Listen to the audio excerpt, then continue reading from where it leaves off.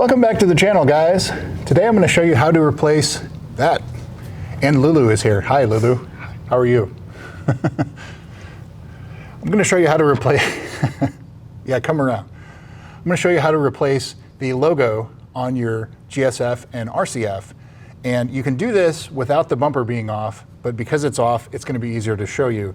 And so if you want to do this without removing the bumper, there is this plastic piece that goes on top here. There's about 10 clips. You just have to remove those and you have access to it. And there are two 10mm bolts and a bunch of Phillips head screws that you need to come off, that you need to remove, and there is the radar sensor that's behind it.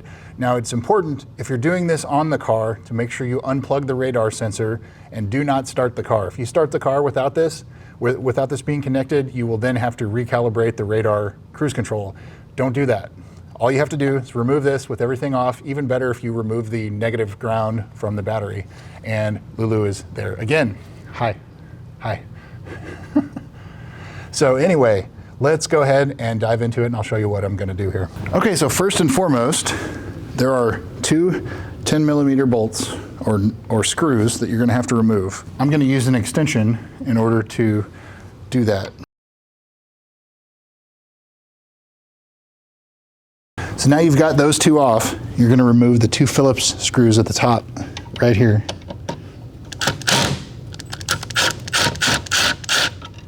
There's one.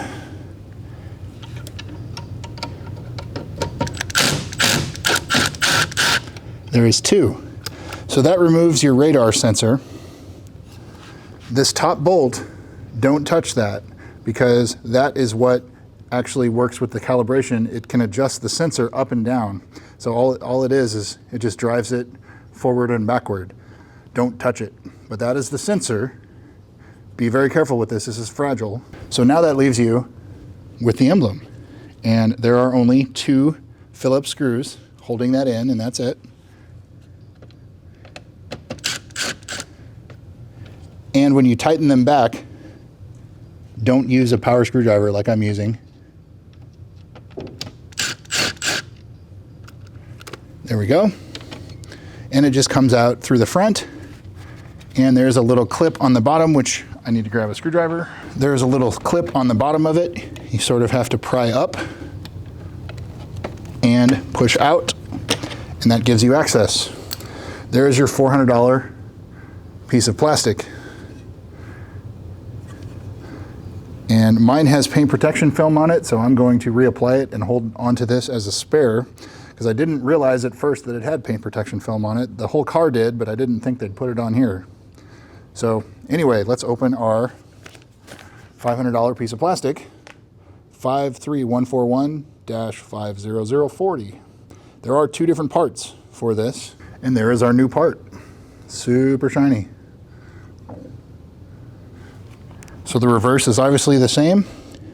Clip it through on the bottom there. You heard it pop in.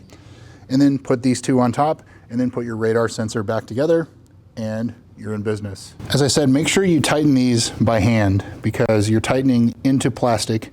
You don't want to strip them, and you're going to want to hold the emblem from the front so it doesn't push out.